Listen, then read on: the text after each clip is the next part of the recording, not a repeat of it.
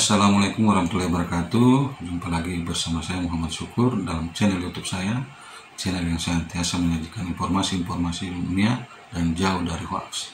Kali ini saya akan menyampaikan pandangan Mars terkait dengan agama. Dalam pandangan Mars,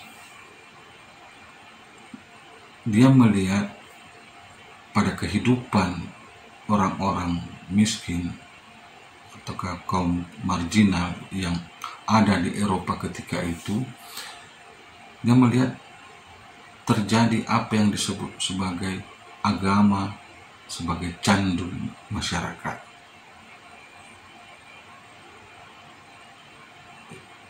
Orang-orang miskin, orang-orang yang lemah, menjadikan agama sebagai pelipur lara di dalam kehidupannya. Persis seperti orang yang lagi mengisap opium atau ganja. Agama tidak ubahnya seperti itu. Begitu nikmatnya ketika orang melahirkan persoalan-persoalan hidupnya kepada persoalan keagamaan. Begitu nikmatnya orang mengisap candu. Padahal sesungguhnya itu sangat membahayakan bagi kehidupannya.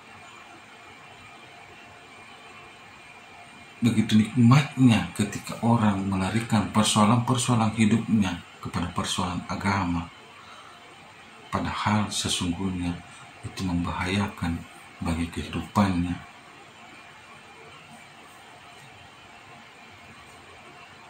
Dalam pandangan Mars, pemahaman keagamaan tradisional yang terlalu menekankan pada aspek transenden, kehidupan akhirati,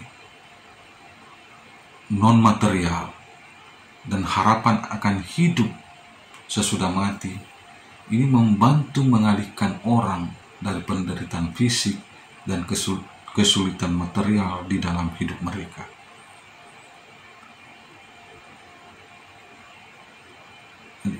Doktrinasi keagamaan yang menekankan pada aspek kehidupan akhirati, akhirat dibandingkan melihat kehidupan dunia, orang seolah-olah membelakangi kehidupan non-material, kehidupan material, dan dia beralih kehidupan non-material, kehidupan rohani saja yang dipentingkan.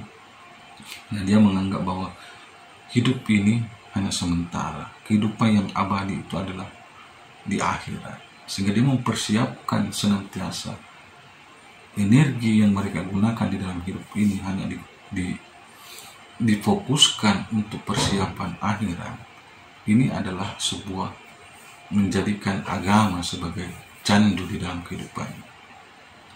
Sehingga kecenderungan orang yang seperti ini, dia menjadikan penderitaan dan kesulitan-kesulitan ekonomi itu dianggap sebagai mempunyai nilai rohani positif kalau mereka tanggung dengan sabar.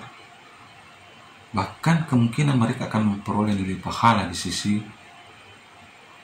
alam fana ini. Justru dia menganggap bahwa kekayaan dan status duniawi serta kekuasaan dilihat sebagai sesuatu yang bersifat ilusi dan sangat berbahaya bagi kesejahteraan rohani dia. Jadi orang melihat kemiskinan dilihat sebagai kebajikan, kekayaan dilihat sebagai suatu kemiskinan rohani. Ketika orang sudah menarik kehidupannya ke persoalan-persoalan seperti ini, inilah yang disebut oleh Mars sebagai agama, sebagai candu kehidupan masyarakat. Sejatinya orang tidak boleh larut untuk menerima keadaan bahwa kekuasaan, kepemilikan materi itu sesuatu yang berbahaya. Sementara fokus untuk mengerjakan persoalan-persoalan akhirat Padahal sisi lain sebenarnya dengan orang sejahtera, dengan orang memiliki kekuasaan, orang bisa berbagi dengan orang lain. Ketika orang memiliki kekuasaan, orang bisa membantu orang yang tidak kuasa.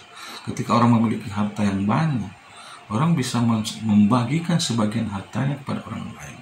Jadi kekuasaan dan kesejahteraan sesungguhnya bukanlah kemiskinan rohani, tetapi dalam pengamatan Marx terkait dengan kehidupan masyarakat, khususnya kaum miskin di perkotaan ketika itu, umumnya menjadikan agama sebagai candu masyarakat, sebagai sebuah proses pembenaran terhadap kehidupan kesulitan ekonomi mereka. Wajar saya miskin, itu kekayaan itu bahaya. Kalau saya kaya kan itu artinya saya miskin rohani.